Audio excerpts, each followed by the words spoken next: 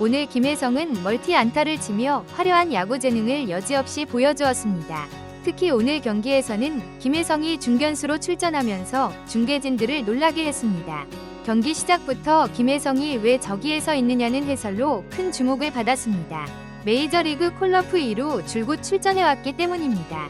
중계진들은 김혜성의 멀티포지션 재능이 검증되는 시간이라며 큰 기대를 했습니다. 이미 검증된 도루 능력의 멀티 안타, 타격 능력의 멀티포지션 수비 능력까지 확인된다면 다저스는 엄청난 전략적 유연성을 가지게 된다는 전망이 쏟아졌습니다. 김혜성은 한국에서 유격수로 골든글로브를 연속 3년 받았습니다. 그리고 오늘 경기를 마친 후 김혜성의 멀티포지션 능력에 미국 매체들의 극찬이 쏟아졌습니다. 단 3경기 만에 다저스의 놀라운 역할에 선수가 들어왔다는 평가와 함께 북박이 메이저리거가 될 수 있다는 전망이 나왔습니다. 김혜성은 메이저리그 데뷔 첫 주의 공격에서는 컨택과 주로 센스로 기여하고 수비에서는 내야와 중견수를 오가며 멀티포지션 소화 능력을 증명해 보였습니다. 오늘 김희성은 8번 타자 중견수로 선발 출전해서 4타수 2안타 1타점 1득점의 활약을 펼쳤습니다. 시리즈 최종전인 5월 7일 경기에선 김혜성이 처음으로 외야 수비를 맡았습니다. 낯선 메이저리그 외야 수비 포지션이었지만 무난하게 임무를 수행했고 경기 중 우익수 안디지스와 수비 위치를 두고 이야기를 나누며 타구 판단을 조율하는 모습도 보였습니다. 김혜성은 공격 폭발에 도하선이 된 후 7회 말 수비 시작과 함께 2루수로 이동했습니다. 대타로 투입된 제임스 아웃맨이 중견수를 맡고 1루수 프리먼을 빼는 대신 키케 에르난데스를 1루로 옮기는 여러 포지션 변경이 이루어지는 가운데 김혜성이 2루를 책임진 것입니다. 첫 타는 세 번째 타석에서 나왔습니다. 팀이 1대0으로 앞선 7회 초 142에서 김혜성은 마이의 세 번째 투수 레이크 베처의 2구째 슬라이더를 받아쳐 2루 사이를 가르는 1타점 적시타를 때려냈습니다. 김혜성의 안타가 도하선이 돼 다저스 타선이 폭발하며 다저스는 7회 초에만 대거 6득점하며 승리를 거쳤습니다. 김혜성은 프레디 프리먼의 3루타 때 홈을 밟아 득점을 하나 올렸습니다.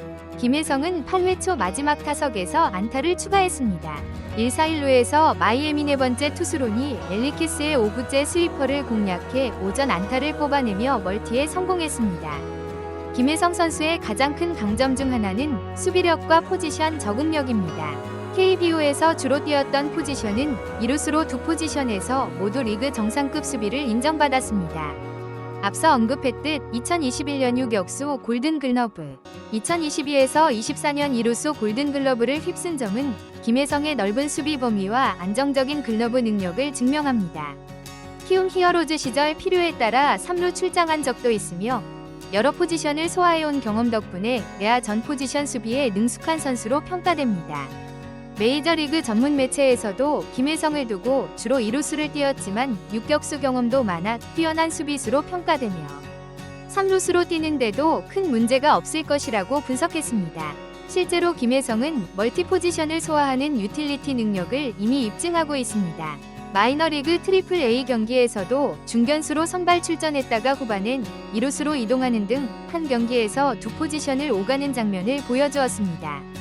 4월 12일 트리플 A 경기에서는 1번 타자 중견수로 나서 1회 초 선두 타석에 시즌 1호 홈런을 터뜨린 뒤 경기 후반에는 2루수로 수비 위치를 변경하기도 했습니다.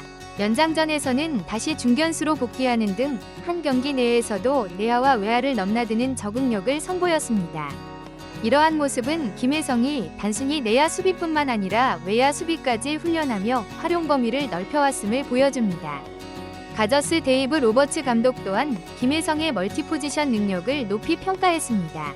로버츠 감독은 콜업 당시 김혜성은 트리플 A에서 좋은 활약을 보여주고 있고 아직 타격에 적응하고 있지만 2루수, 유격수, 중견수 등 수비 포지션뿐 아니라 주루에서까지 다양한 재능이 있는 선수라며 그 모든 걸 고려해서 콜업을 결정했다고 밝혔습니다. 이처럼 김혜성은 중앙 내야 수비와 외야 수비, 그리고 주루 능력까지 갖춘 다재다능함으로 팀을 기여할 준비를 마쳤습니다.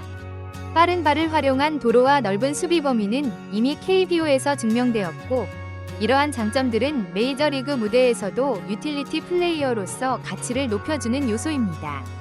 메이저리그에서는 한 선수가 여러 포지션을 소화하는 유틸리티 능력이 갈수록 중요해지고 있습니다.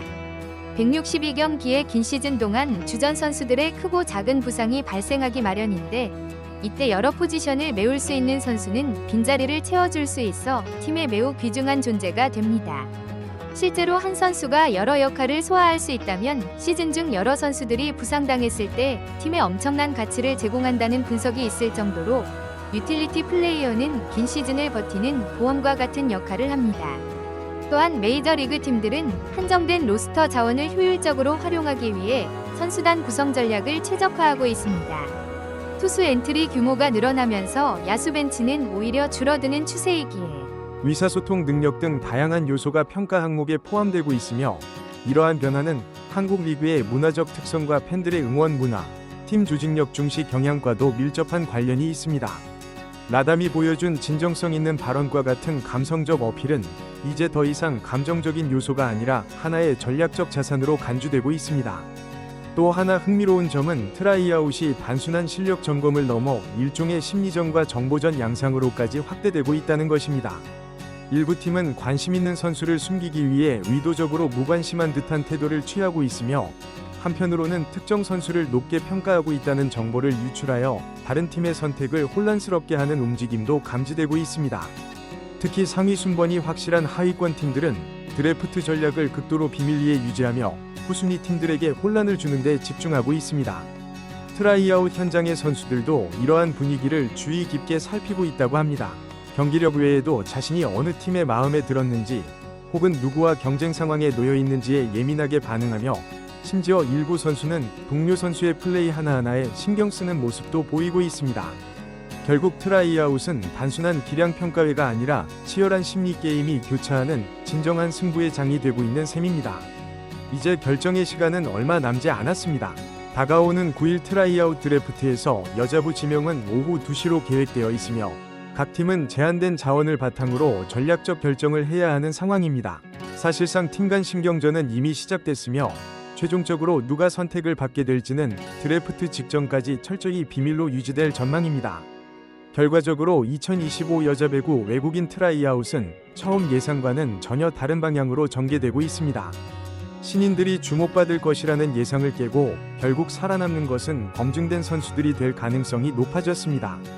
GS 실바와의 계약 확정, 투코 빅토리아 재계약 유력, 여기에 모마 니콜로바 라담 윌로우 자네티까지 총 5명이 실질적인 최종 후보군으로 좁혀졌다는 점에서 이번 드래프트는 사실상 이들 5명이 경쟁전이 될 가능성이 큽니다. 과연 다시 한번 친숙한 이름들이 V리그를 장악할지, 아니면 유일한 신예 자네티가 혁명을 일으킬 수 있을지, 답은 이제 단 하루 앞으로 다가온 9일 드래프트 현장에서 드러날 것입니다. 이번 영상은 여기서 마무리하겠습니다. 재미있게 시청하셨다면 구독과 좋아요, 알림 설정 부탁드립니다. 그럼 오늘도 시청해주셔서 감사드립니다.